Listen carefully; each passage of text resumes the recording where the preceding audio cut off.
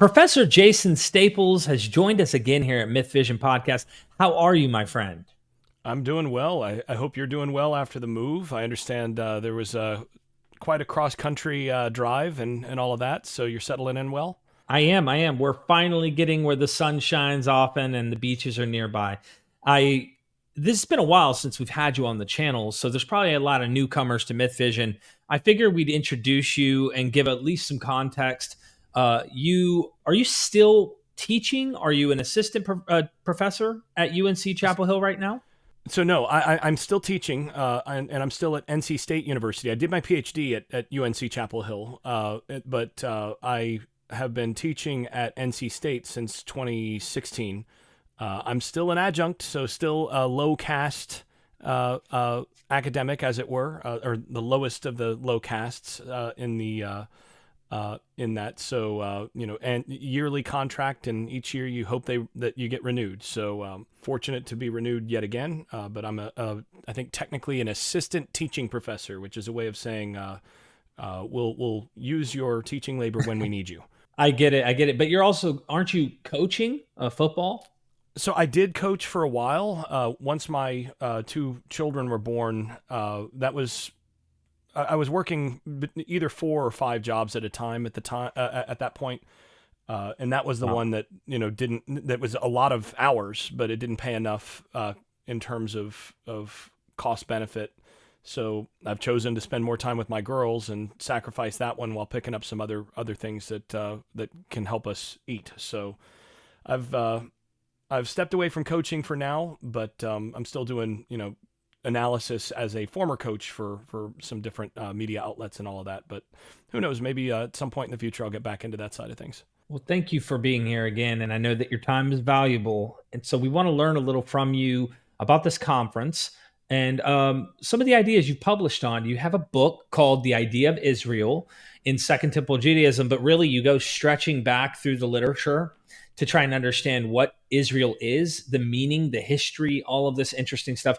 And you engage some of the academics we've had on the channel, like John J. Collins and others, for their ideas about Israel taking on, or really rather Judah kind of recontextualizing the meaning of Israel into their time. And you're kind of showing that the term still carries the same uh, kind of this utopian idea of all 12 tribes in some sense. Maybe you can better describe it because I'm probably butchering this a bit, but No, you rarely do on that. I think you've done a good job of summarizing in general there.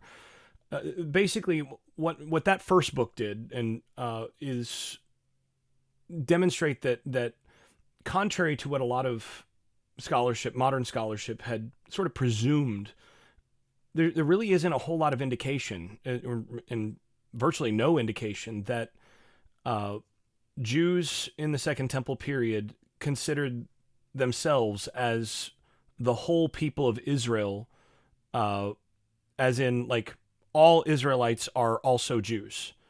There was a consistent recognition that Israel was a larger, that all Israel at least is a category that is a super category. It's a larger category that includes Jews, but is not limited to Jews. And that this is derived from what we see in the Hebrew Bible, and going back towards this idea of a united 12 tribes. You see, recollections going back to David and Solomon and all of those things, when there's this idea that you had 12 tribes united in covenant with the God of Israel, and that this is how things should be, should have been, should have remained, but they didn't. And then as a consequence, you have the current situation, in which not all of Israel is easily visible. There's a variety of different explanations within the literature of what happened to different parts of Israel. Are they beyond the Sabbath River somewhere in the east? Are they, like what Josephus says, they're over across the Euphrates in Media somewhere, in great numbers, and waiting on the time when they're gonna return? Or are they, the Samaritans make a claim that they are the descendants of the Joseph tribes, and they're not Jews, but they claim that they're Israelites, and that in fact their version of being Israel is actually the right one, whereas the people who are emphasizing worship in Jerusalem are the latecomers, the heretics, as it were, who came along and moved the proper sites of worship of the God of Israel from Shechem, from Mount Gerizim to Jerusalem. So you have a variety of different perspectives on this within the Second Temple period. But one of the things that you just don't really see is this idea that, well, the other tribes of Israel, they were exiled and disappeared in some way, and well, that's it. All that's left is Judah, and we're all Israel now. You don't really see that. You don't see any indication that Jews that the rest of Israel assimilated only among Jews, and that therefore all Israel has just kind of been assimilated into Jews. Therefore, Israel, all Israel is Jews. You don't see those perspectives within the Second Temple period. You do see significant expectation that at some point the Israelites that are not Jewish will join those Israelites who are Jewish, who are from Judah.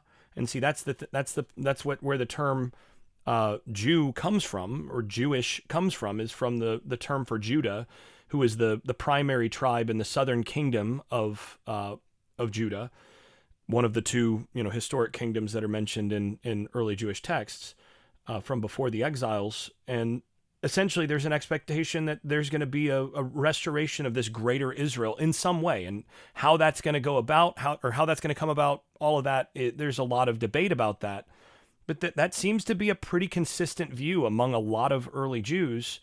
And then we see sort of how that develops into early Christianity, and into even in later rabbinic Judaism, you see discussions of these questions, and those things persist even into modern discussions about the 10 allegedly lost tribes and all of these other things. So this is a theological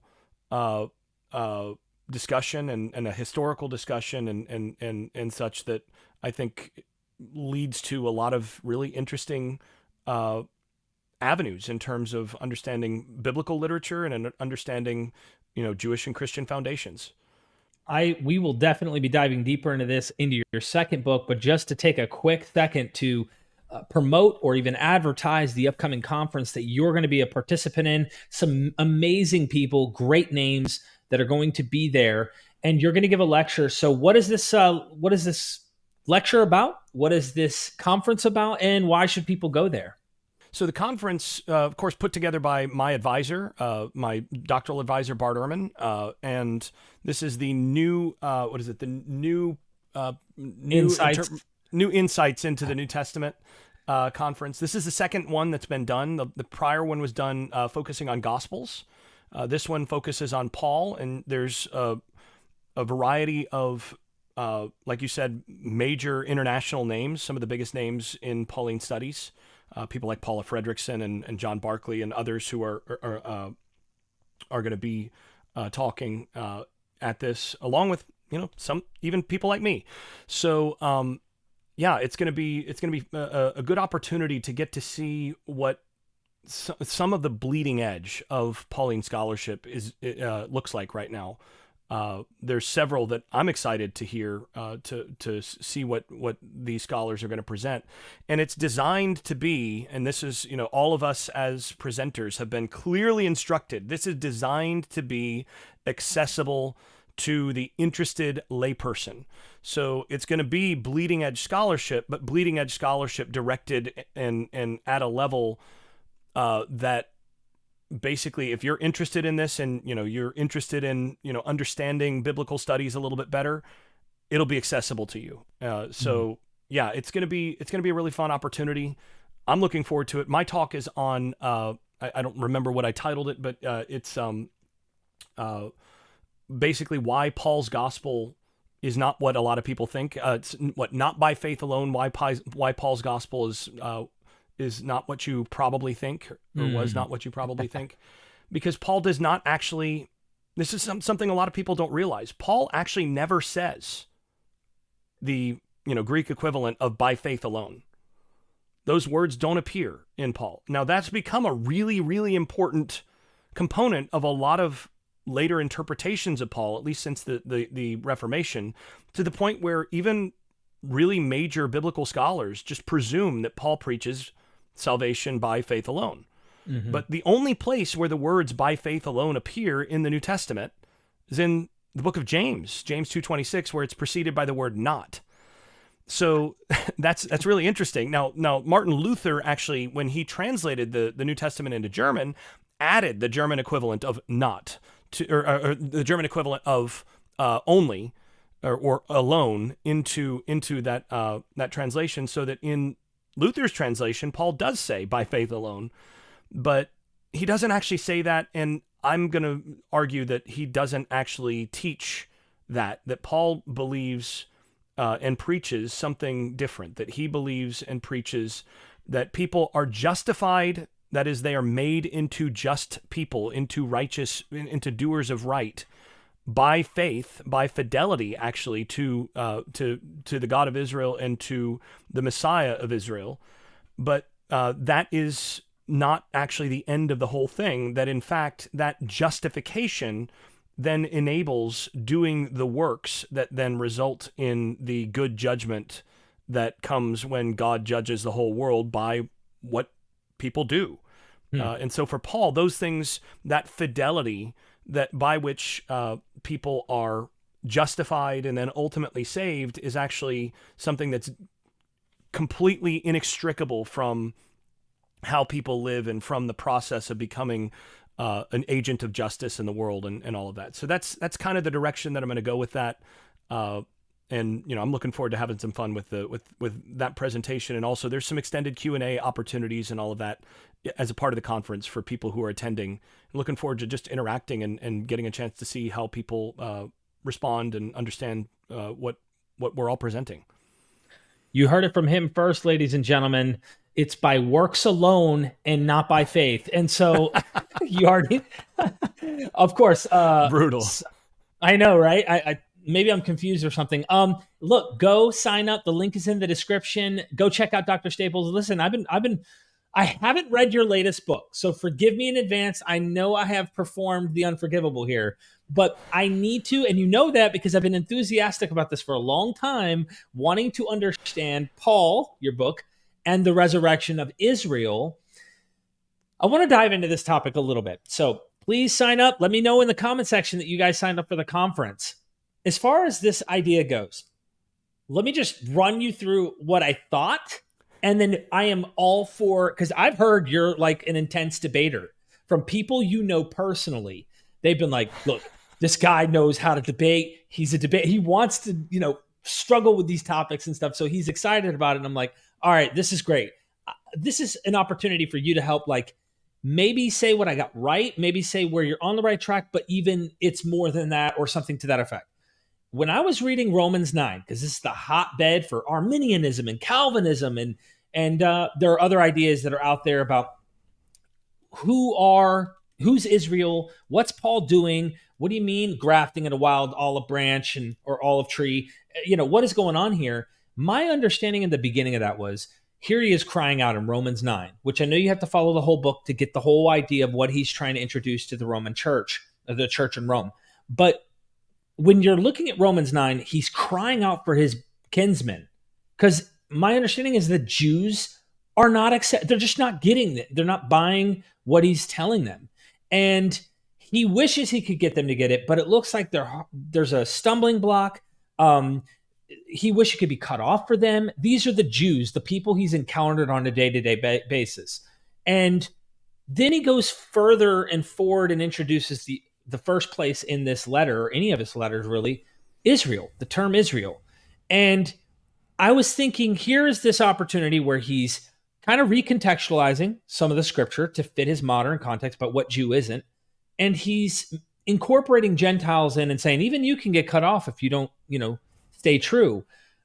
But then at the end of that, we get to this Romans 11 situation where all Israel will be saved, right? And in my little pea brain, I have always understood this as like, those guys who didn't get it, the Jews who are Israelites, well, all of those Israelites are going to be saved.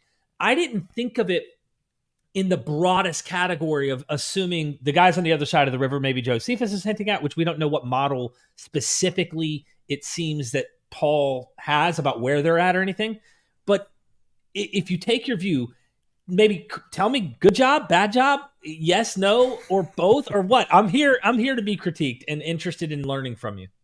Yeah. So Terrible first job. thing, Oh, man, no, the first thing, the first thing to get to on this that makes this, or that we should recognize is that these are some of the most difficult and complex passages, not only in the Pauline epistles, but in the New Testament and the Bible in general.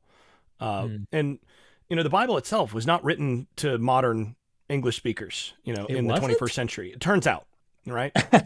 And so, a lot of times the first thing we have to do is recognize is to kind of defamiliarize and to sort of find a way to time travel a little bit as much as possible by inserting ourselves as much as possible into a different world. And one of the big mistakes that I think has been made when you start with Romans 9, that's been made by a lot of biblical scholars and Christian theologians historically, has been reading Romans 9 backwards from Christian tradition and presuming the existence of and success of, and ultimately, the overwhelming success of a Gentile Christian church over and against Jews who didn't end up following Jesus. That's something that, when Paul's writing Romans, that had not yet happened, right? Paul's actually still arguing for the incorporation of uncircumcised Gentile men within what in his day was still mostly a Jewish movement. Right. So he's not presuming that, we've got all these Gentiles that are following. It's a massive success among Gentiles, but Jews are not. So, oh man, I just wish I could become accursed for Jews because Jews just haven't gotten this. That's presuming something that is later. If we read forward from Paul's perspective, it's a little bit different. So, I don't think that that this is a matter of, first of all, Romans 9-11 being a discourse about, okay, well, what about the fact that many Jews don't believe? I don't think that's actually necessarily all that big of a problem for Paul. If you read the Dead Sea Scrolls, for example, they presume that a healthy number of the Jews of their day, including the authorities in Jerusalem, are actually part of that they are actually children of Belial, and that they will be swept away with the evil from among the nations when Israel is actually restored and everything is set right. Now, they have an opportunity to repent if they do the things that the, Dead Sea sectarians think they should do, then, they can be reintegrated and all of that. But the idea that not everybody is following along, that's not really something that, Paul's addressing specifically here. The question that he has to address in Romans 9-11 has to do with a bigger question. And it's really two questions that go together.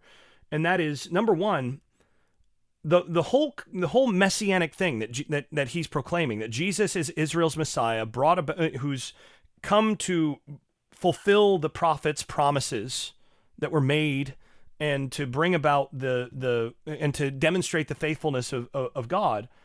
There's a bit of a problem with this in that the expectation for that messianic figure is that his activities are going to result in the restoration of Israel. Mm-hmm. And specifically across early Jewish, Second Temple Jewish literature, there's this expectation that that's going to result in the salvation, in the regathering, in the reconciliation and exaltation of all 12 tribes of Israel. You get it in the book of Revelation even, right? You get right. The 144,000 from, all 12 tribes. And right. Of course, that's a crazy thing to read because nobody's seen the tribe of Reuben in centuries. Right. right? They've been gone. So that's a big claim. When Jesus says, for example, in the Gospels, he says, you 12 will sit on 12 thrones, judging the 12 tribes of Israel. That's a big claim. That means that Mhm. that those tribes that nobody's heard from in a couple centuries, a few centuries, are going to be returning somehow. What Paul has to grapple with in Romans 9-11, as much as anything, is, okay, you're proclaiming that Jesus is this Messiah. Where's this restoration of Israel that's supposed to be happening? Isn't this supposed to be the result of what you're proclaiming? But what about Israel? So just walking with you through this, because this is a very, as you just painted a different picture in my head, when he's crying out about being cut off for his kinsmen according to the flesh, um, you're suggesting we may need to look at the broader perspective of the Israelites that have been lost, potentially in the history of Israel, right? They have been taken away, but there's a promise that they're going to come back. Right. So for him, he's dealing with the fact that he does not say just, for my Jewish kin, right? Mhm. He's more expansive in his language here. I do think that Jews who have not adopted Paul's gospel, I think he's broken up for those people. I think that's absolutely the case. But it's not just about that. He also has to explain what's going on in terms of this larger expectation.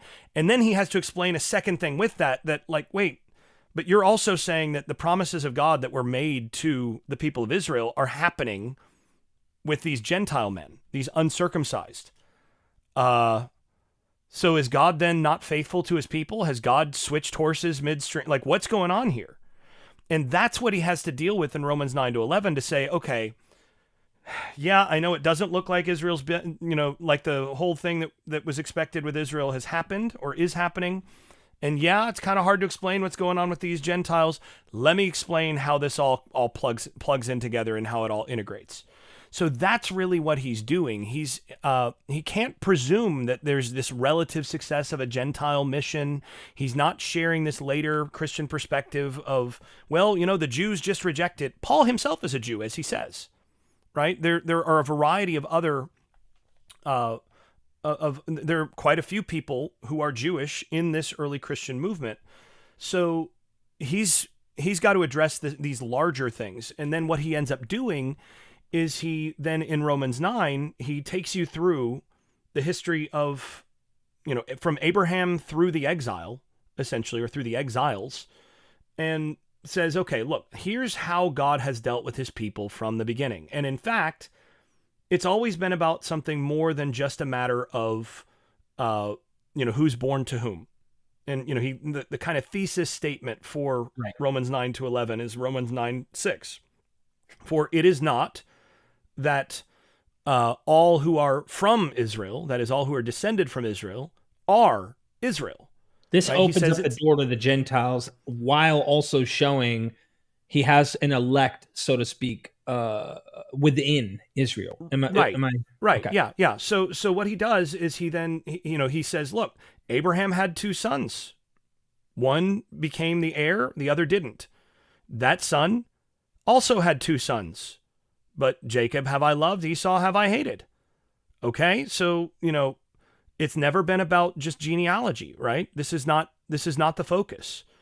And so he then starts to work forward into the implications of that.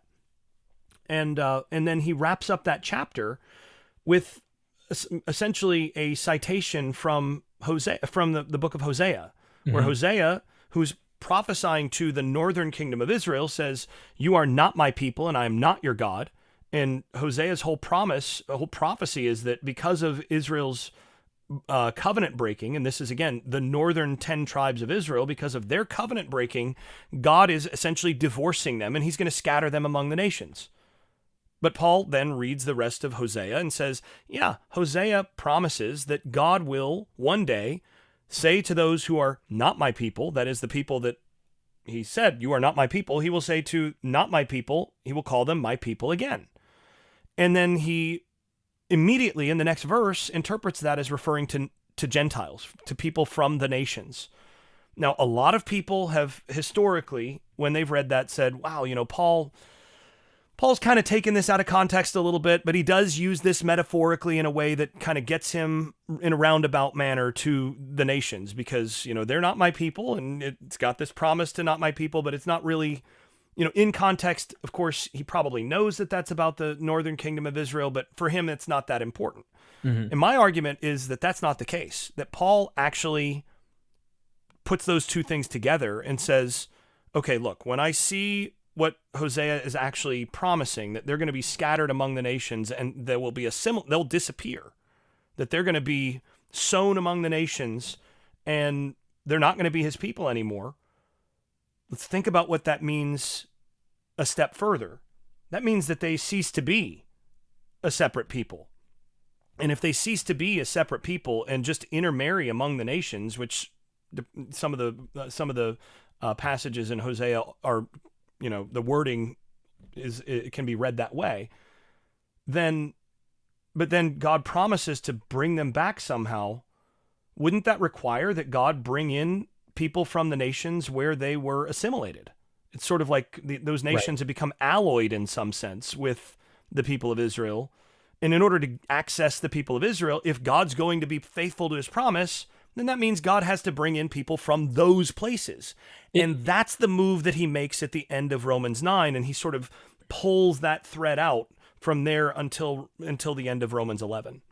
This reminds me of the amazing story of Joseph, when Joseph and his brothers finally reunite, and he's like, look, you meant evil, but what you meant evil, God meant for good. So he's almost using it as like, actually, this was part of the plan, and this is how we're going to redeem Israel in the redemption of the nations. Because, for example, Paul, the pagan's apostle, with Paula Fredrickson's book, yeah, she goes in and shows like a different context of Scripture where it looks like condemnation of the nations. You can get all that all over Second Temple Judaism. And then you get this redemption of the nations, which is also found in Second Temple Judaism, but also many of the prophets. So it's interesting to see how there's redemption of nations that are not Israel in any way. I want to go into a few things with you here to be very clear. You pointed out it's not genealogy exclusively, of course. They want to redeem Israel, but it's breaking beyond genealogy only. And there are nations that are prophesied according to the prophets that would come in. So you're saying Paul is seeing this picture and going, hey, the redemption, the light of the nations, Israel, in the end, they're going to come like 10 of them are going to grab the coattail of the Jews and say, teach me the law at Mount Zion. They're going to come in the end days. But at the same time, there's a redemption of Israel in some way has to manifest. Paul, you're saying, has both in mind. And it isn't an exclusive genealogy club. It is a pretty clear statement I'm sure you're trying to emphasize. Yeah, and I mean, I think the people who are saying that this is a genealogical thing, that like, oh, well, the people from Israel were scattered among the nations, and somehow everybody that's coming into Christ, or however, whatever language you want to use from Paul on this, that those people are somehow genetically related to some prior Israelite ancestor somewhere off in the past. I think that underappreciates the degree of miracle that Paul is suggesting here. So, when Paul employs the not my people and not nation, a non-nation, so that's connected, the not my people, he connects the not my people language from Hosea with the not nation of the Song of Moses in Deuteronomy 32. And in so doing, he's not suggesting that these are like disguised Israelites or hidden Israelites that just don't know that they're Israelites, kind of like the British show, there's a British show like Who Are You, or Who Are You, something like that, where people are going into their genealogies and figuring out who their long lost relatives were, ancestors or whatever, and it turns out I'm from royal blood or whatever. This is not that, right? What he's saying is that, and this is not they've just forgotten their ethnic heritage or whatever. He's saying that the bulk of northern Israel has actually become not my people. They have actually become full-blown Gentiles because they were cut off from the covenant. And the Yeah. covenant is actually what makes Israel Israel. It's the covenant and not the genealogical aspect that makes Israel Israel. And so when they're cut off, they're no longer Israelites in this sense. And when they assimilate among the nations where they're scattered, they're not Israelites. And a way to think about this, imagine someone. So my one of my roommates in college, his father came to the United States. His parents came from the United States, or came to the United States from Cuba in the 1960s or 70s, right? So he's a Cuban American. Right. He married a woman who is a combination, but mostly Irish American. Their children are, I guess, Cuban/Irish American. And if their children marry the next generation, let's say they marry an African American. Now, their children, what exactly, how do you qualify what their children are in kind of an ethnic Right. nationality sense? I can tell you what they are. They're Americans, right? Right. They're not Cubans anymore. They're not Irish. They're Americans. And if you let this go on for 8 centuries, well, I mean, at that point, there's no amount of genealogical messing around that's going to get you to like, well, this person's an Israelite. Right. Right. No, They they're are not. whatever their current Right. descendants are identified as. That's where they're at. That's what they are. And doesn't Paul, before I jump to his clever arguments in Galatians, which I really love checking this out, I think it's a very clever exegesis he's doing to argue here that I imagine many of his opponents, I'll say, don't pick up on. But before we do that, genealogies, isn't there condemnation of like going to genealogies by Paul in his own letters? Doesn't he kind of say, Well, hey, cut it out? Like, you do have in 1 Timothy 1:4, and most biblical scholars don't think 1 Timothy is by Paul. right. Interesting But it thing still is that I could be in think the vein of Paul, right? Like it's still. this is one of those things where one of the other lectures in the NINT series that we're talking about on this is by Benjamin White, who's an excellent biblical scholar. He's the chair of the philosophy and religious studies program down at Clemson. And Ben has a book coming out. I think it's with Oxford University Press. I think it's next year. And one of the things that he does is he doesn't attack, but he does call into question the way that modern biblical scholarship has sort of approached the Pauline corpus to say, okay, these 7 are definitely Pauline, and then these 3 maybe, and then the pastorals are just the pastorals and they're not Pauline. And he says, but the thing is, exactly how we assess authorship and all of those things, we need to reconsider some of that, first of all. Second of all, by the time we see these letters being put together, 1st and 2nd Timothy and Titus, they may be pastoral epistles from our perspective, but they're certainly Pauline. Mm-hmm. Whether they're by Paul or not, they're Pauline. They're coming out of the same stream, the same trajectory as Paul. Exactly. And I think in this sense, in 1 Timothy 1:4, I think they get Paul basically right, at least. If it's not Paul, whoever's doing this is getting Paul right when it says, don't get hung up on these endless genealogies. It's a waste of time. And you wonder, like, why would people in the church be doing endless genealogies? And actually, there might have been a reason for that if they're imagining that they are, that what's happening in this, first century church or early second century church, whenever you think that this is, whatever you think that this is referencing, if they're imagining that they are renewed Israelites in some way, that they've become a part of this restored Israel, and that this is part of God's promise to not my people and all of this, you can imagine people going, I wonder, and starting to dig in, and maybe this becomes a status play or a variety of different, you can see how this could work. And what the author of 1 Timothy is saying is, guys, this is a waste of time because it's not about that. Read the beginning of Romans 9. Not all who are from Israel are Israel. And on the flip side, those who are not my people are now becoming a part of the people of Israel because they are being grafted into the tree, and they were unnatural branches, but now they're part of the tree just like any other branch. And so what Paul is actually proclaiming here is not merely recognition and reunion, as in like, oh, wow, it turns out I really am this. I didn't realize, but I'm actually part of the promised people of God. And, because my ancestor 8 centuries ago somehow was from, like, this is not about that. I mean, I don't know about you, but I don't know who any of my ancestors were 8 centuries ago, but if I did, it wouldn't matter, right?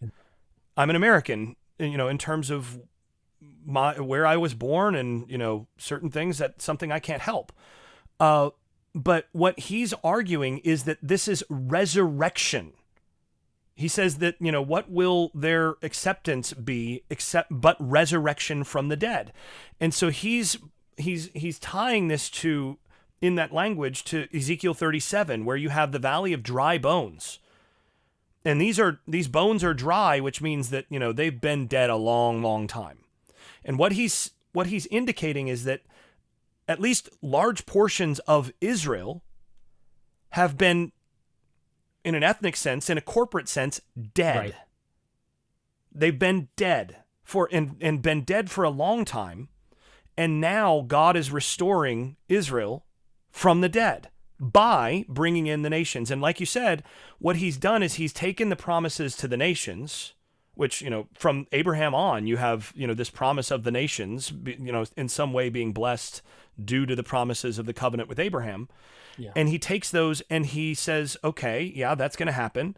And the promises of the restoration of Israel. And he says, yeah, that's going to happen.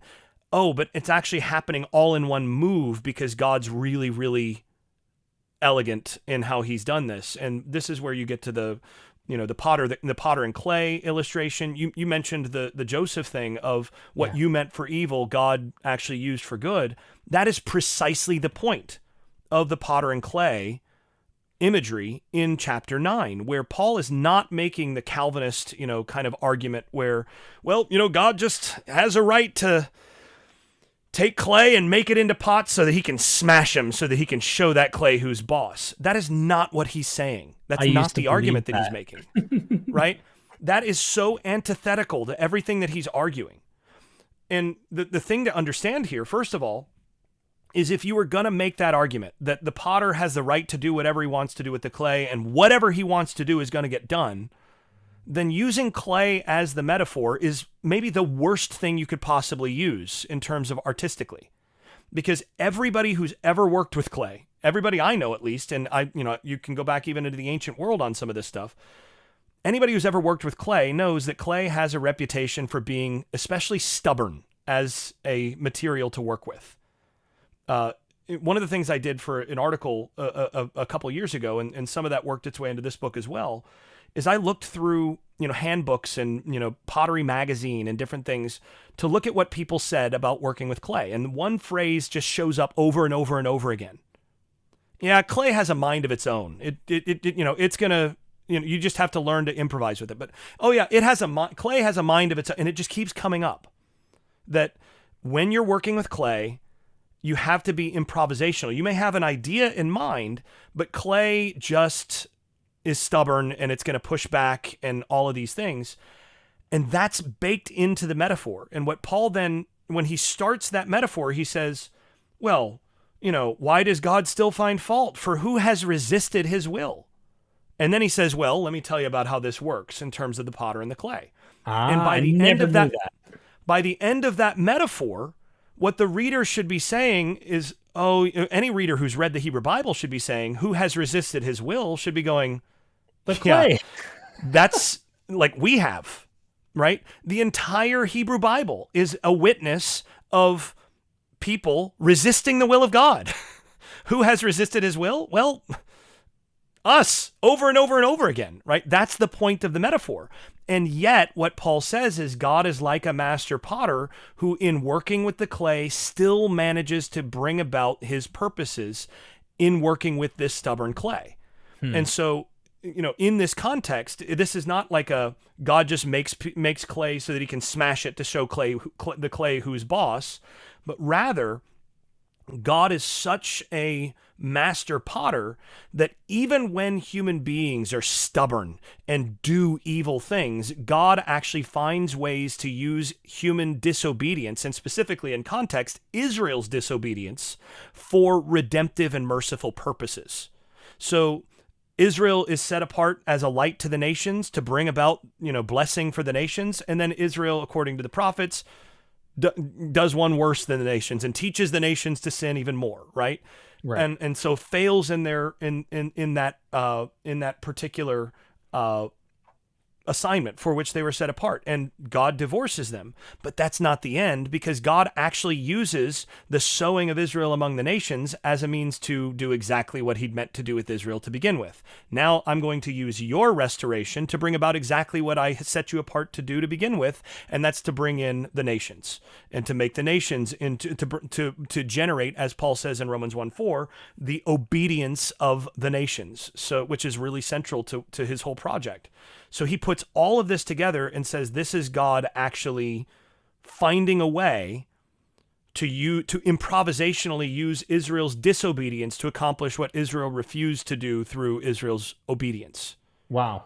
There's a lot here. Wow. You weren't lying. This is one of the more complex layer upon layer passages, because it dives into really the heartbeat of the biblical tradition, or the whole history that Jews would have had in mind of redemption. And one of the interesting things Paul does in Galatians I was going to get at is that I thought it was really clever how he goes to Abraham.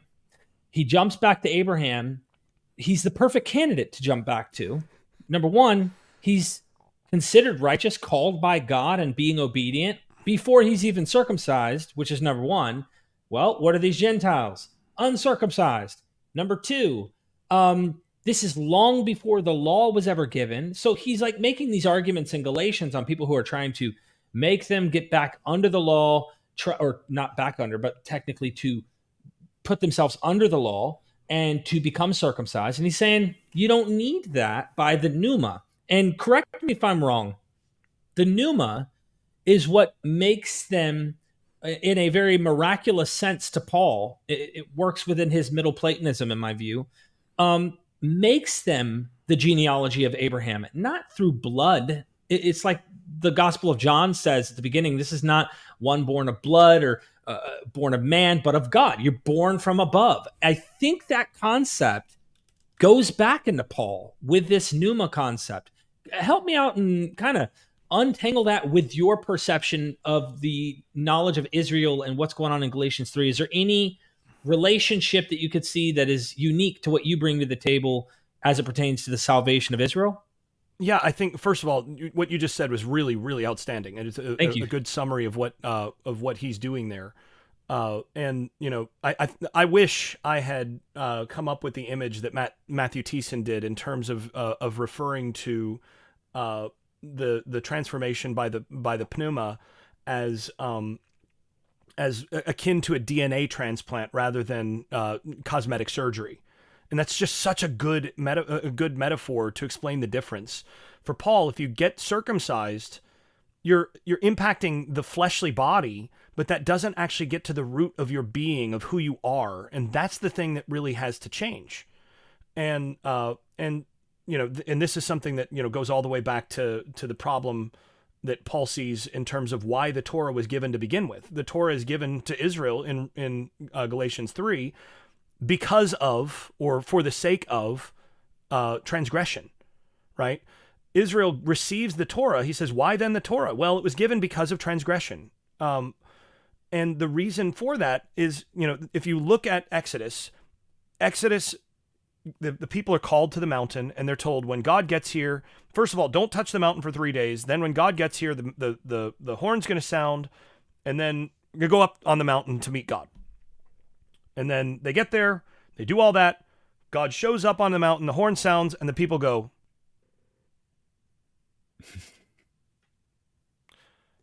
there's fire up on that there mountain. Seems like a bad idea to go up there. Moses, why don't you go up there? right? So, and you see Deuteronomy 5 gives another play-by-play of this as well. But this is Exodus 19 and Deuteronomy 5. And what happens immediately after that?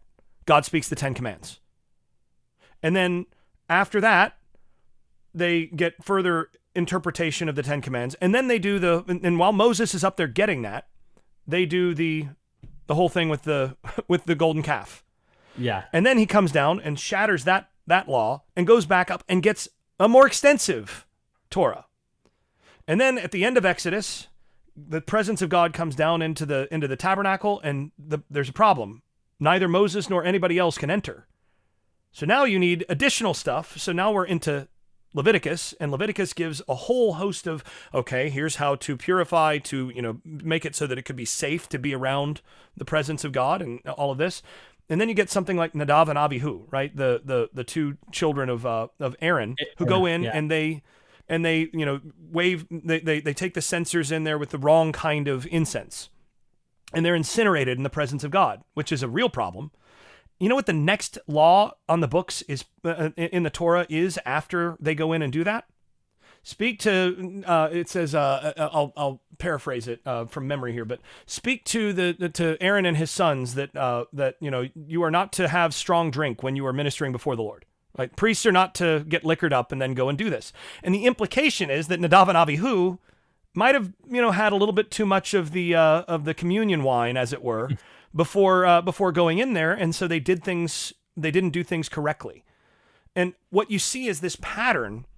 And it goes all the way back to Genesis 15 through 17, where wrong action happens, and then legislation is put in place to say you can't do that anymore. In Genesis 15, Abraham gets the promise. God shows up and says, I'm going to make a covenant with you. You have the whole passing between the pieces thing and all this. And Abraham doesn't actually pass between the pieces. Only God does. So he makes this a binding covenant on himself. I'm going to do this. Here's how this is going to work. You're going to work this way. I'm going to bless your seed. And Abraham goes, cool. And the next chapter is Abraham engaging in an unjust act towards Hagar, which is Hebrew, by the way, for the stranger. Right. Hagel would be the stranger. Right. Hagel is the normal way of saying the stranger, but Hagar is it's the same consonants.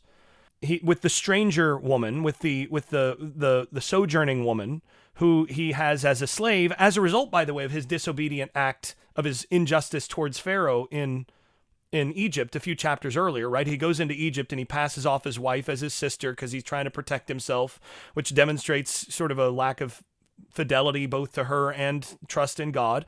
Mm-hmm. Then when he finally is cast out of Egypt by the Pharaoh gives him all sorts of property and slaves and so on. Well, where do you think Hagar came from? Right?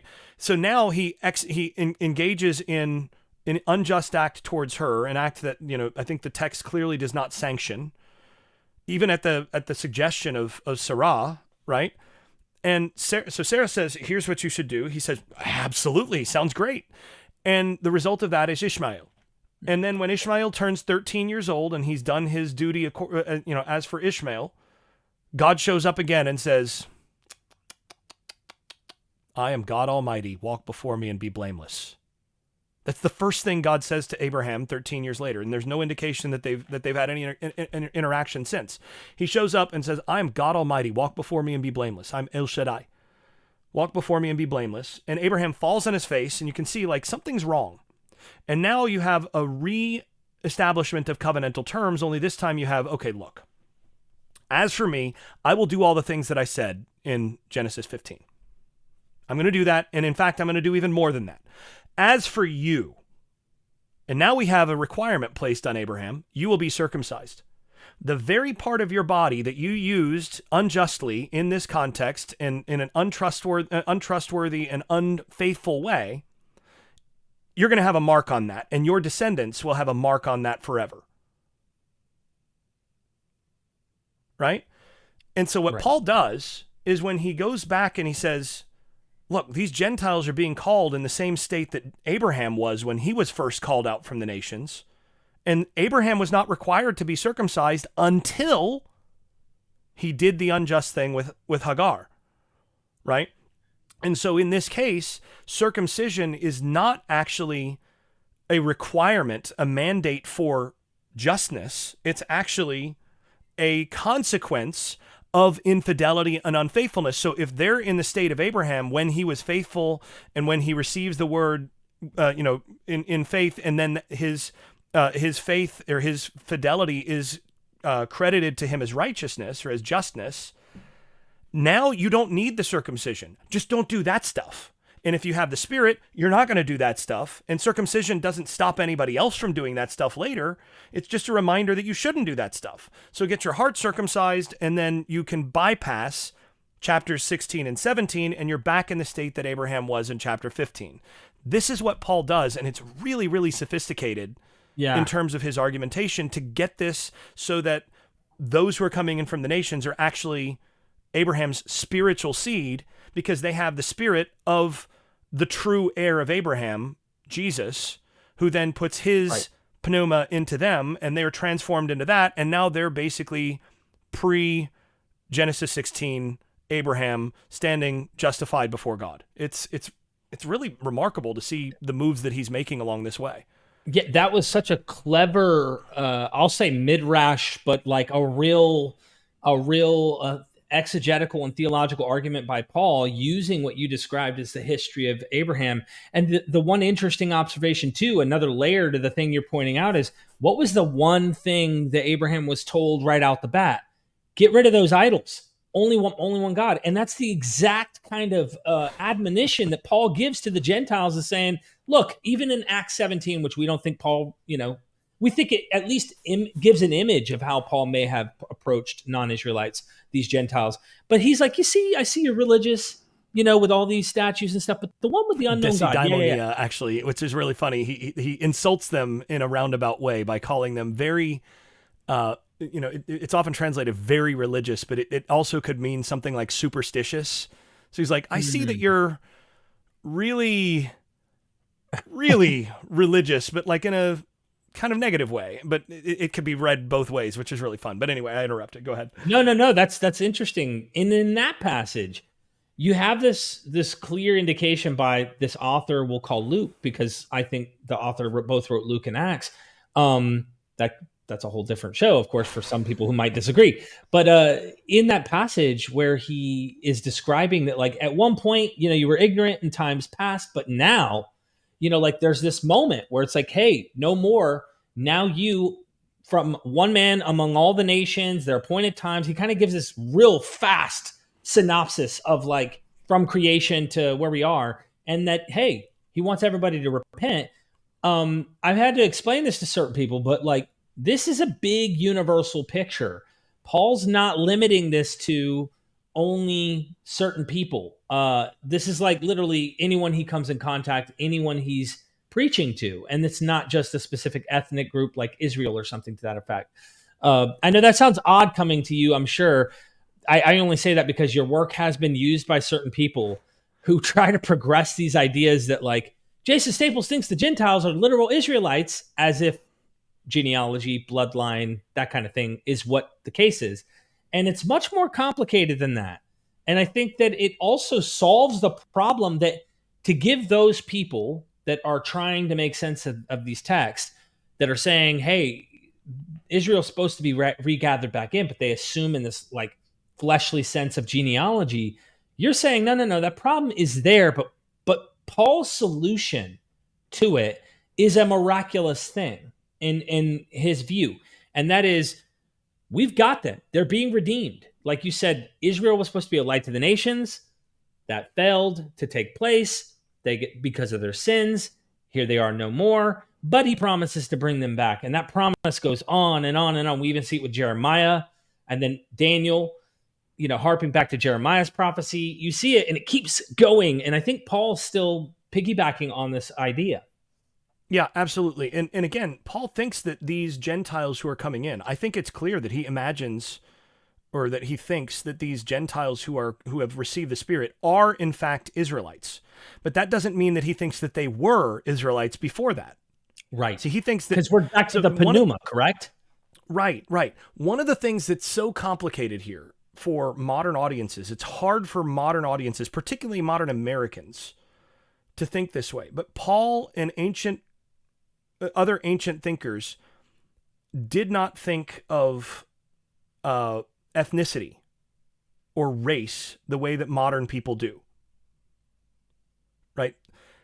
Paul is actually arguing that when these Gentiles become followers of Jesus and receive the pneuma of Jesus, the Spirit of Jesus, that they have actually become ethnically transformed. They've actually passed from being one ethnicity to another.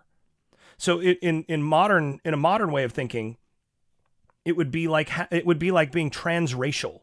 You go from being one racial group to another racial group. But again, they didn't have the modern conception of race that kind of comes in as a result of, race, what I would call pseudoscience in sort of this early, just pre-Enlightenment to, post-Enlightenment racial science, where you have these biological notions of like, there's 4 or 5 different races. And in those days, they thought of races in those early modern contexts. They actually thought, so race, first of all, is a word that was a synonym for species. Right. Right. So you they can see thought where the racist ideas come in on that, where certain Right. people group had a different, they would even argue like certain people from Africa or Asia, Eastern Asia, different locations had a different ancestor that they evolved out of. And that there are a lot of people who pushed this, like a lot of Atlantean type conspiracy Right. theory types will say, no, the European were the ancient Atlanteans. We were advanced and yada, yada, yada. And you could see a lot of that racist Exactly. idea. And so you had this idea that you had different species of humans that evolved from different places and converged in many senses. But the idea was that, you shouldn't have interracial reproduction, because you're essentially reproducing with someone from a different species. That was the idea. And so out of that, you've got, we're still a couple hundred years later, and there are still a lot of people for whom there's this idea that there are separate races of human beings that are distinct and immutable. You're just born a specific race. And, there's, 5 or 6, however you want to define it. But the reality is that it doesn't work that way, right? There's one human race. All human beings are one species. Right. And, all human beings actually go back to, you've got all sorts of discussions in the genetics community about this, about, genetic Eve or whatever. But all human beings actually do go back in a common sense.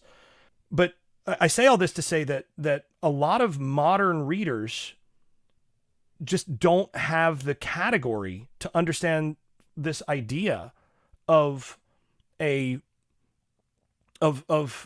basically a transformation of a person's race. We do, though, have categories for one person going from one nationality or from one citizenship to another. Right. And in the ancient world, ethnicity and citizenship, or, ethnicity and your national identification, or who you identify with as a people, was really inextricably linked to who you were in what we might call race. And so you could actually go from one people group to another in that sense. And certainly your children might be able to go from one people group to another in that sense, even if you as an individual might not be able to. So a person could, convert to Judaism and be circumcised, and they and their descendants become Jews. This is what I was going to ask you. And this is, I love this conversation. But I've had other academics come on and say, well, for someone who resists the idea that you can become an Israelite, they haven't read the laws, because there are laws in which people can transition through a phase, whatever the particular requirements may be in that context, but they can transition over. And of course, you get condemnation of like Canaanites or particular people groups. But even on some of those where there was restrictions about how this tribe, I'll use the word tribe because we're going way, way back, might transition into becoming an Israelite, it may be a few generations or whatever. They had these certain, like, I don't know, caveats on how that would take place, but it was not exclusive. It was not restricted. Um, uh, Not Zviv or Benit, but Audio Fear and Ishai Rosenzweig go over this in their book. I was love to get Christine Hayes at some point to kind of just get her mind and pick on this stuff. But these academics have documented a lot about showing how even during what we would consider xenophobic in certain contexts, some of the language that we find in Ezra and Nehemiah, where it tries to sound like, hey, do not have anything to do with these foreign or strange women, these other nations that are listed, that get listed in those writings. These scholars that I've interviewed say, but notice it doesn't mention these tribes, these people, this nationality, these, probably because they're written under those powers and they're already intermingling with those people. So they're only condemning probably the nationalities or the people groups that aren't friends of the very people who are dominant in their culture. So, like, it's not exclusive, even under the kind of exclusive context. It's never exclusive completely, if that makes any sense. Right. Well, I mean, even in the Exodus, we see that it was a mix. It explicitly says in Exodus that it was a mixed multitude of people that comes out of Egypt with Moses. And there's, people who are, one's a child of a Hebrew mother and an Egyptian father, and, these sorts of things. There's a mixed multitude that's there, and they all become Israel in that sense. Similarly, in, Exodus 12:48, if a stranger or a sojourner is living with you and celebrates the Passover to the God of Israel, to Adonai, all of his males are to be circumcised, and then he will come near to celebrate it, and he will be like a native of the land. Now, that does not say, there's a reason for this, it does not say he will be like an Israelite. It says he will be like a native, which means he is treated as an Israelite, as though he were a native, right? So there's a reason for the specific language there. The person actually enters into Exodus 12:47, the verse before. All the congregation, the Kahal Yisrael, are to celebrate or to observe this, right? This is written into the Torah, like you said, about the possibility to do that. Now, Paul's argument is that getting circumcised is the wrong way to go about it. Right. And this is where I disagree with Matt Thiessen and some others who followed him on this, where, their argument has been that Paul actually thinks that circumcision is ineffective, that it doesn't actually make a person into a Jew. I think Genevieve Dibley, among others, basically wrote her chapter a couple of years ago on this, I think is definitive on this. And she makes the statement, for Paul, it's not that circumcision doesn't work to make a person a Jew, it's that it works all too well. And Paul's problem is that if you go and get yourself circumcised and thereby become a Jew, you now have you've placed yourself under the Torah in the same fashion as every other person who's Jewish. But the problem is that Jews, as part of Israel, under the Torah of Moses, are under the curses of the Torah of Moses, for which the Messiah was sent to deliver, or from which the Messiah was sent to deliver Israel in the first place. So if you come to the Messiah and you say, okay, I'm now going to receive your spirit, but first I need to be, but in order to really finish this, I need to get myself circumcised. He says, you don't understand. The circumcision puts you under the curses of the covenant. Jesus came specifically to set the people free from the curses of the covenant. So if you then receive Jesus, he says, having begun in the spirit, are you going to finish in the flesh? Right? That's right. The problem.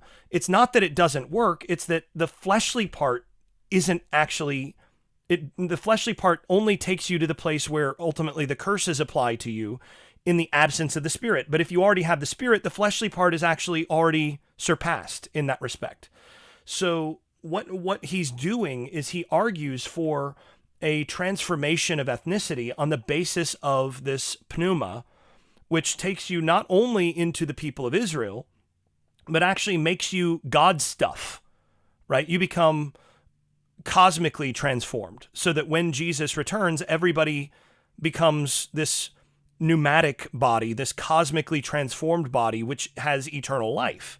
And that's a wholly other thing. And again, he's pulling this, there's this long history of tradition of, when God speaks from the mountain initially, the people actually have this opportunity to get the glory that Adam had initially before Adam rebelled and then, came into death, that life was available there, but now life is actually happening through the pneuma. So that's what he's going with here. And it really is, it is a moral transformation and an ethnic transformation, or an ethical transformation and an ethnic transformation all at once. And anybody, by the way, who says that he doesn't imagine that these people are becoming parts of Israel or becoming descendants of Israel, it's like, oh, no, they're just becoming the seed of Abraham, not the seed of Israel.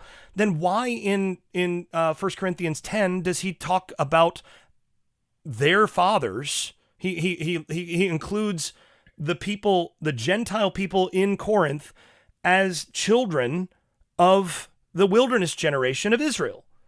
So if they're children of the wilderness generation of Israel, then that means that they're, in his view, descendants of Israel, which, I don't think that this could be much clearer from in this respect. He understands this as a moral, ethical, and ethnic transformation that supersedes whatever ethnic identity a person had previously, though it doesn't eliminate it in the flesh. A person remains a Roman. He's still a Benjaminite as well, and that doesn't change. But it ultimately, everything ultimately takes a back seat to this pneumatic identity in Christ for Paul. Kind of like there's neither male nor female. Well, of course there's males and females, but that's not the point. Your pneumatic category in Christ. Right, in Christ. As far as the 1 Corinthians 10 thing, people have argued, and correct me if I misunderstood you, or just spell it out a little better, because I'm also as multitasking on some ideas that I thought were interesting, is that your ancestors, our ancestors, Paul says, were under the cloud, and he gives this argument. They will interpret this as, this means they're literal Israelites, like genealogically, the Corinthians, is the point that the other crowd might argue. Whereas some people might argue, okay, maybe there's a mixed crowd even in Corinth of Jew and Gentile, and or he doesn't mind saying our ancestors in the sense because they're already Christian in Paul's eyes, which means they're already Israelite in a sense, but they're not Israelite in a genealogical way. They're already pneumatically Israelites. So when he says our ancestors, he has no problem with that. Cattell Berthelot, for example, in her book, Jews and the Roman Rivals, she has this passage toward the end of her book in the section that I find interesting, where a convert to Judaism comes up and the rabbi is asked, can they say the prayer of Deuteronomy 26 or something, the God of our fathers? And the rabbi responds saying, no, they cannot. They can say the God of your fathers. And then another rabbi, I don't know if it was Akiva or who, one of these other rabbis comes in and critiques him and says, no. Has he not read the scriptures? Abraham is the father of many goyim. And so he understands goyim to mean nations and meaning non-Jews. So yes, they can say that Abraham is their father as well. And so I'm thinking of 1 Corinthians 10. Was I on the right track of him assuming they're already Israelites by the pneuma, and therefore he's saying our ancestors? Yeah, I think so. I think that's right. I think that's right. And again, it's helpful to go to the beginning of Romans 9 here, because in Romans 9 he actually says that he says, for my kinsmen according to the flesh, who are Israelites, to whom belongs the adoption. Wait a second. What if they're his kin according to the flesh? Why would they need to be adopted? Right? But see, this is it's the adoption that matters for Paul. And Abraham is adopted by the God of Israel, right? By Adonai. Abraham is adopted, and his descendants become his heirs in this respect, and they are adopted. But in what sense? Well, look at what we see in the Psalms and its application in Hebrews to Jesus specifically, in that you are my son, today I have begotten you, right? Right. This is a moment of adoption by the God of Israel, and he's saying this belongs rightfully to the people of Israel, and even to those who are my fleshly kin. If they're Israelites, this belongs to them. But if they're not receiving it, it's because of disobedience, et cetera, et cetera. But anyone then who receives the pneuma of Jesus is then adopted, and through that adoption actually becomes a part of that family in a real sense. So the person who is adopted into Israel, or grafted in, to use another metaphor, or if you want to follow Carolyn Johnson Hodge there, she talks about the grafting metaphor, and she talks about this as not just in Paul but elsewhere, that the grafting metaphor, this is a family tree image. Mm-hmm. That someone is being adopted into the family tree. And that doesn't mean that they're not really a part of the family now. They're actually a part of the family. That is my son.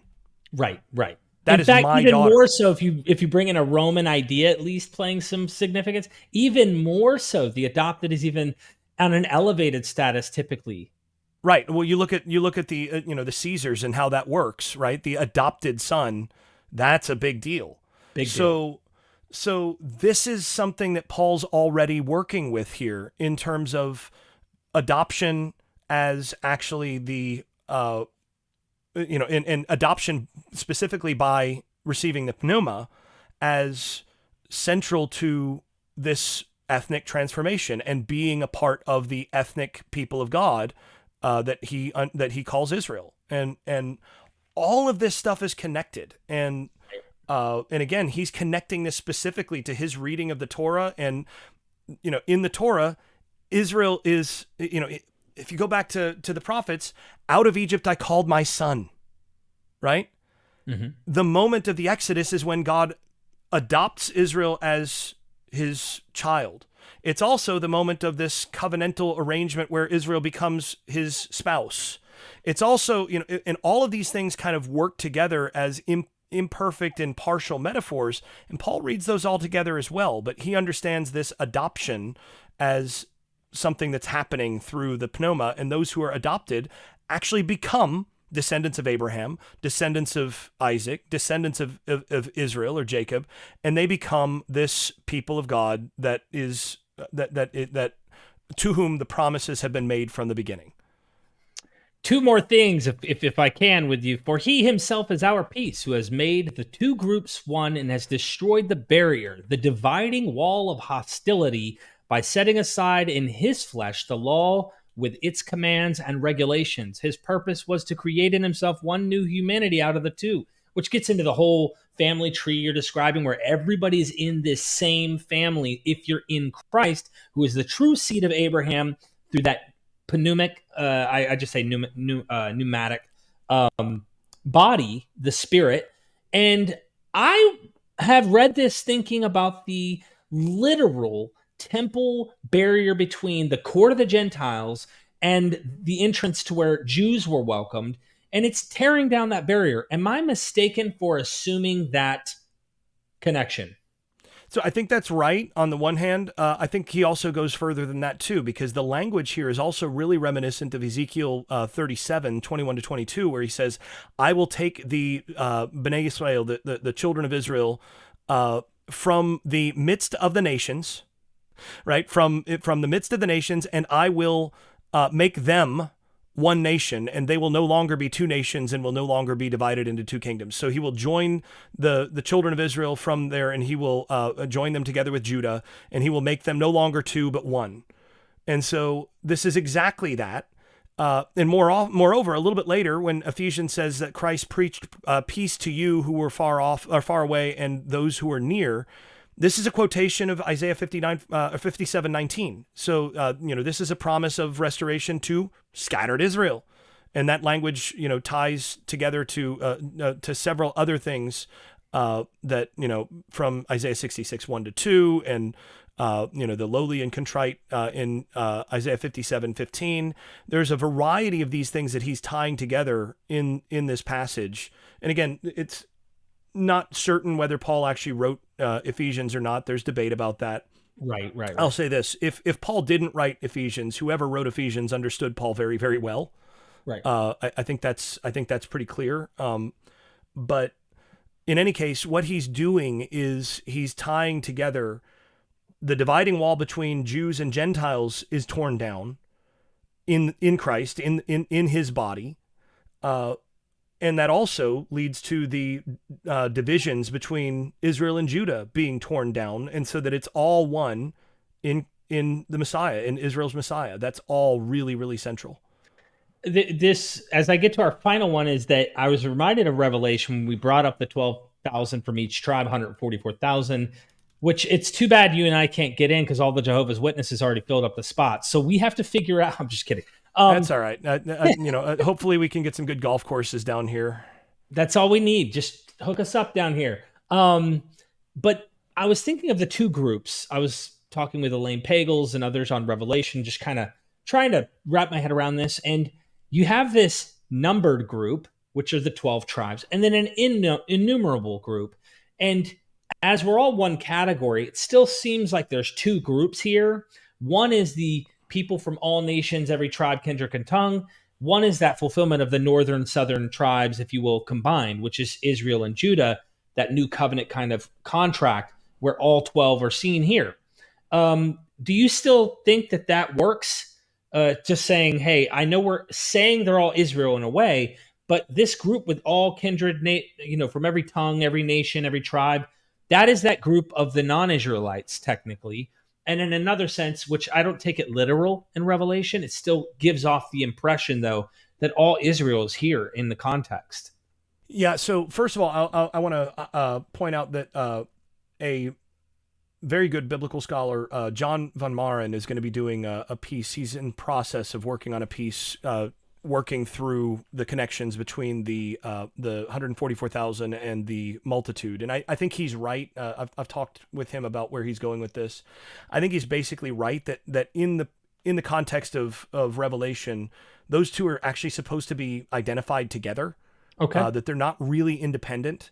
And the other thing you have to understand is that Revelation uses numbers very symbolically. And as you Of course. mentioned, like, is this a literal 144,000? Well, one way that we can know that it probably is not referring to that literally, well, is first of all, the book begins by saying that it's symbolic, right? So, his angel was sent to the prophet John to make known by signs. This is the, Right. so we already understand that. At the very beginning. But the other thing is that the 12 tribes that it lists is a very, very unusual. It's the only time we get that exact list of tribes, right? Dan is not in there, and Manasseh and Joseph are both in there. Right. And usually they're together, usually in a right, lot of lists. So right. If you're gonna do Joseph, then Manasseh's already included, and if you're gonna do Manasseh, then you would expect Ephraim. And if you're going to have both Manasseh and Ephraim, then you're going to expect a list of 13, including Levi, or maybe you're not going to include Levi, right. but you're going to include Dan. So you've got some things that are already being done there. And actually, I think that there's a reason for that because Dan in Judges specifically leaves their ancestral, leaves the area that they were assigned by Lot in Joshua. They leave their proper territory because they ultimately decided they weren't able to take it, and they go outside of the bounds of what the promised land had been, and in Judges it makes it clear that they massacred a people who were peaceful people, unsuspecting, and all of this, and then they found the city Dan outside the land. I think Revelation's riffing off of that these are people who've left Israel, and so Dan is not included. And then Manasseh, Joseph names his son Manasseh because Manasseh refers to forgetting, so forgotten. And so Dan is gone and forgotten in some sense in this. So there's a connection there. But using those 12 tribes, I suspect. I mean, look, it could be a mistake by the author. I doubt it because I think there's a lot of sophistication there. But I suspect that this is a way of signaling that these 12 tribes, this is symbolically representing something pneumatic or spiritual. And 12 times 12 times 1,000, I think, is a way of representing the whole totality of Israel in its full number. Hmm. So, the 1,000 is, this indefinite large number. And then 12 times 12 is, this apostles and the patriarchs kind of together. So I think it's putting all that together. And then by the time we actually see these people later in the book, it's the innumerable multitude. So that the people who were sealed, the 144,000, have become this innumerable multitude later in Revelation, from every tribe, tongue, and nation. They've been taken out of being that into being something else. So yeah, I think that's and multitude, by the way, in this case connects very well to the promise to Abraham as well, right? That he will be the father of a multitude of nations, right? Right. This is Genesis 17, 17, 14 maybe. So I think it's uh, mentioned also at the end of Genesis 49-ish. There seems to be, 48:19 in the yeah, Septuagint says plethe toneth known. It's in the Septuagint there, but in Hebrew it's melo hagoyim, which is the full number, or the fullness of the nations, right. as opposed to plethe toneth known, which is a multitude of nations, which connects the Septuagint translator of Genesis is by translating it that way, is explicitly harmonizing that promise to Ephraim with the promise to Abraham in chapter 17. So Ephraim is clearly getting the same promise.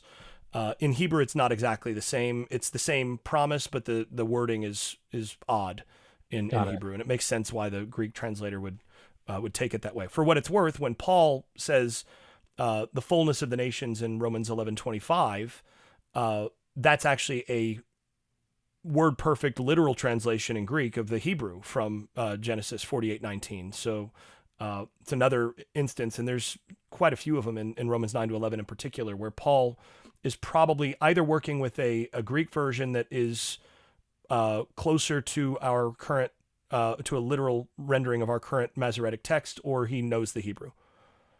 Got it. Last question, and this is pertaining to the elemental spirits, but the context I kind of want to ask this in is saying, what did non Israelites need redemption from?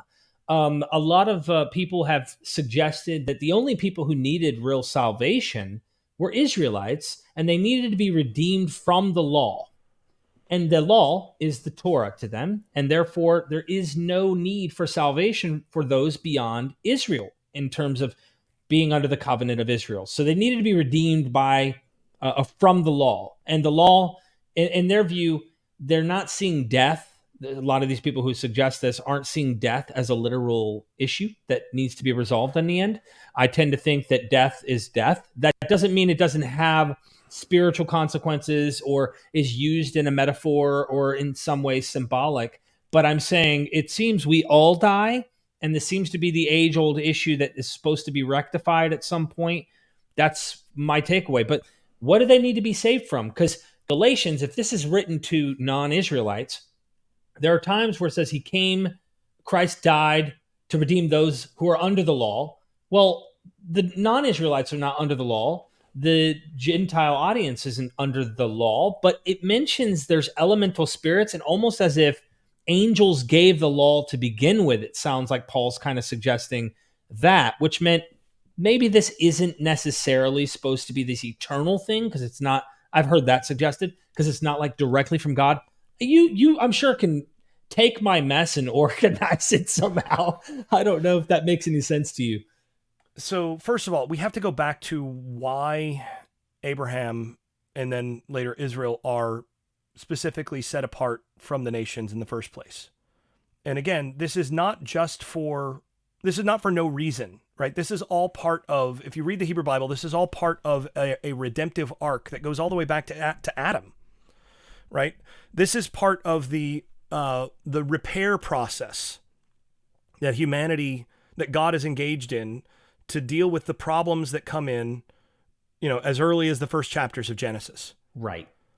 And so, things haven't worked out so well in the first chapters of Genesis. And then God decides to do things through by binding himself to a specific family of people descended from Abraham, through whom the world itself will be redeemed and rescued from, what has happened, essentially. So I think that's the first thing, is that understanding that gets us to the, what's going on with the giving of the Torah to begin with, right? They're brought out from Egypt and they're selected as a nation of priests, right? Why do you need a nation of priests? Well, because they're supposed to be essentially a priestly nation operating between God, that God, and all the other nations, who then can be brought into relationship with that God through them. And then, the promise of Abraham of all nations will be blessed in your seed, or by your seed, happens through them. So when Paul's talking about salvation, he's talking about that. He's talking about the redemption of the whole world and of all the nations of the world, or people at least from all the nations of the world, as promised to Abraham, and that this was supposed to be done through the people of Israel. Of course, then Israel, the story that we get in the Torah and in the Deuteronomistic history, Joshua through 2 Kings, that, and we see all of the other pieces of the Jewish Bible that work to explain, and plug into various parts of that timeline. What we find is that Israel doesn't accomplish this. They don't do a great job as priests. In fact, they go very quickly from being a nation of priests to being a nation that needs priests themselves. And those priests don't do a very good job themselves either. Right? If you read the Torah, the priests are necessary, they are anointed, they are set apart, and yet the priests over and over again aren't doing great. Some of them do better than others. Phinehas gets a special, gold star for his act of violence, interestingly. But by the time you get to First Samuel, Eli and his family are priests, and they're not doing so great, right? And so then, let's try king, and then the kings don't do so great, right? And that's after the judges, which just didn't do good, and then it's a total mess. It's a mess. And so ultimately, Israel falls under the curses of the covenant in a way that means that Israel then is under the same, Israel's in the same fix, in the same situation as the nations for whom they were set apart to be rescuers. So Israel needs to be rescued from the very things that they were set apart to be rescuers from. And that is specifically from the problems of sin and death. And the Torah is unable to manage it because Israel is still fleshly. But the Torah includes a variety of promises to Israel so that when God fulfills those promises, and there's a didactic purpose that when these things take place, you'll recognize what's happened, and then one day I'm going to do this, and then you'll understand how all this works. Hindsight's 2020. Right, exactly. And so, the book of the law, the book of the Torah in Deuteronomy is explicitly given as a witness against Israel. And Israel comes under the curse of death. Well, the thing is, people were dying before the Torah was given. So what exactly does this mean? What this is getting at is the promise in the Torah is if the people love the Lord the way that they're supposed to, if they do these things, this is Deuteronomy 6, this is Leviticus 18:5. If they do these things, then they will live rather than die. Mm-hmm. And so this is that promise.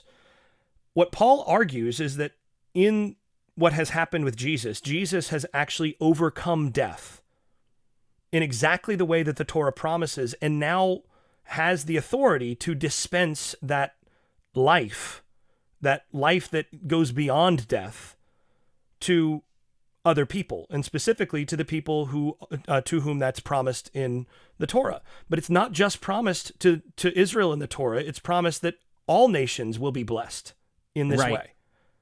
And so what Paul actually does here is he understands this whole thing as a cosmic narrative in which God is redeeming a world that has been broken and has become subject to death. And you get this tied to all sorts of other cosmic stuff with the various rulers. You mentioned the elemental spirits and all of this, or the elemental elements. Right. I think Paul reads that very similarly to how other Jews of his era do, where these elemental spirits are the various gods of the nations. Right. And these nations are under the capricious evil of these various deities that are that essentially subjugate their people, and it ultimately leads to injustice and death.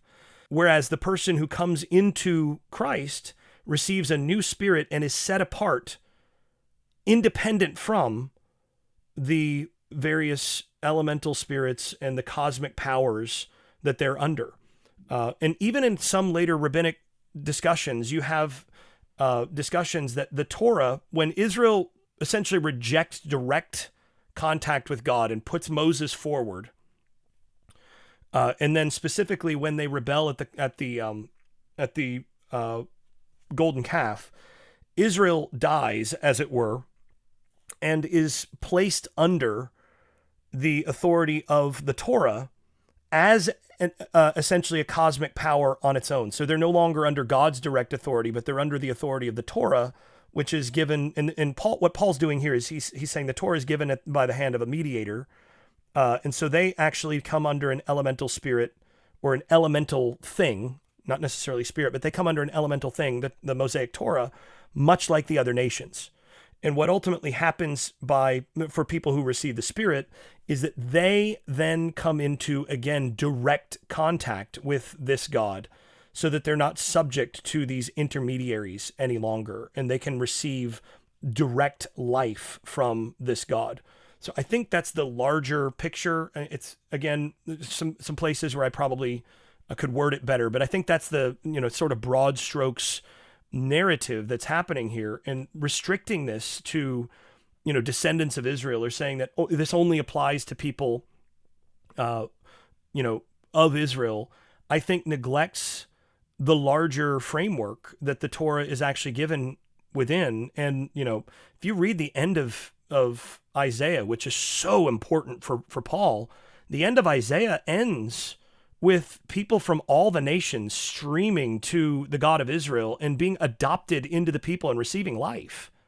Yeah. And, some of those people even are becoming priests. And so this is the adoption process at the end of Isaiah that brings about the thing for which Israel was brought out from the nations to do in the first place. Finally, that thing is going to happen. And that's what Paul says is going to happen. That's what Paul says is happening through Jesus. That's how he understands what salvation is. And in the end, it's salvation from death itself and from the rule of these various elemental spirits that oppose the God of Israel and oppose the life that the God of Israel has for people. This has been one of the most powerful interviews, I think, just diving theologically into the text of biblical stories pertaining to what Paul's up to. I think we've ever done. I know what we've ever done, but maybe what we've ever done here pertaining to MythVision. The final thing I just want to add the cherry on top of everything you said is, I'm looking at the Bible, I'm opening this, I see the Torah, I'm going from creation, an immediate problem, and then immediate problem. And by the way, in this immediate problem, we're dealing with a story in this period of the narrative where all humanity, it's not an exclusive particular people. It's like this umbrella of all humanity, and they all spoke one language, and then boom, Tower of Babel, you get all this confusion with 70 nations. And I think that's important when we get to Deuteronomy 32 and other places where there's jurisdiction for other, we'll call them, I guess you could say divinities in some sense. But Deity, sure. I mean, it says Elohim in at least some versions of that of the Song of Moses, and I think that's the original reading. But there's clear condemnation of them in Psalms where they did not do what they were supposed to do with the nations. And like you said, Israel's there, and God, the God of that particular nation, is then going to go out of his way to try and use the nation, as you said, as a priestly nation to all nations. And that goes, I mean, like, it just keeps messing up. And then finally, you get to the situation where this redemption's happening. We're supposed to believe that Paul's only specifically dealing with only the nation of the 12 tribes. Right. What happened to the big picture, that larger umbrella that we see? And I see it, but I want to help those who may not be Yeah. looking at that picture take a bigger picture in mind of what Paul's up to Yeah. as we close out here. And I commend the work of David Burnett on some of the connections between the Song of Moses and some of the gods who don't rule justly and all of this in the Psalms. He's got a couple good chapters on that, and I think one article as well. There's going to be more on that from him eventually. But the last chapter of my book on Paul and the resurrection of Israel, one of the things that I do is I do take a step back to say, okay, in a cosmic picture, this is what Paul's doing, and one of the interesting things is that there seems to be a sense that Israel's death and resurrection mirrors the Messiah's death and resurrection. So Israel dies among the nations in order to be resurrected among the nations and bring life to the nations, in the same way that Israel's Messiah dies and then is resurrected in order to bring life and resurrection to Israel, and then through Israel to the nations, the same way. And moreover, I think that there's a larger sort of narrative framework that Paul's presuming here, or substructure that Paul's presuming here, where when Israel is exiled, when they're conquered and exiled by the various nations, and then they are assimilated among the nations, this looks like a moment of victory for all of the deities who are fighting. And again, Paul's not operating in a strict monotheist kind of notion where there's there's one God, and then unchallenged or whatever. You have this notion of gods opposing and fighting against the God of Israel, and these gods seem to have had victory over the God of Israel. They seem to have won because that God's people has now been assimilated among their people. And now they have the authority over that God's people. But what Paul and I think those who are kind of following along his idea here, what he ends up doing is he takes it the other way. That since the people of Israel are now assimilated among all of their people, now the God of Israel's promises and authority extend to their people as well. So it actually ends up being the reverse victory, so that by the death of his people among their people and integration among their people, those gods' authority becomes subject to the God whose people has been assimilated among them. So it's this kind of if they had only known, Paul says this, if they had only known, if the rulers had known the result of crucifying Jesus, they wouldn't have done it, right? Got it. There's this idea that I think is embedded in sort of what he sees as, I could make a little literary allusion here, but in the deeper magic of how the cosmos works, that he sees Israel being assimilated among the nations as exactly what gives the God of Israel ultimate and direct authority over all of those nations, despite those nations having their own gods, and they are therefore set free from the tyranny and the death brought about by their unjust gods. That makes me think of just POWs or something, like people prison taken, and then now we have to go in, and God's not going to let them. He's going to do something about it. And that seems to be an analogy you could maybe paint. But Dr. Staples, we have to see you at this conference. Everyone, you can see clearly he is a sharp fella, and we love learning from sharp people. So any final words from you as we will meet you at the conference? And of course, everyone sign up for that and get his book. He has 2 books. What would you like to say to our audience? Just hopefully some of this proves helpful in some way for folks, but Yeah, you can find me all over the place. I'm not hard to find. If you have questions, I'm trying to get to the place where I'm answering a lot more questions on my Substack more directly, because I get a lot of the same questions. But hopefully by the end of this calendar year, I can get into really into being consistent on that as well, to start doing that, and then get some of my own YouTube channel and podcast for some of this stuff off the ground soon as well. But we'll be back in touch, I'm sure. Always enjoy talking to you. Glad to know you're well. Thanks Thank you. everybody for Yeah. watching and listening. You as well. Everybody, hit the like button, share this out there. I'll see you at the conference, and have a nice day.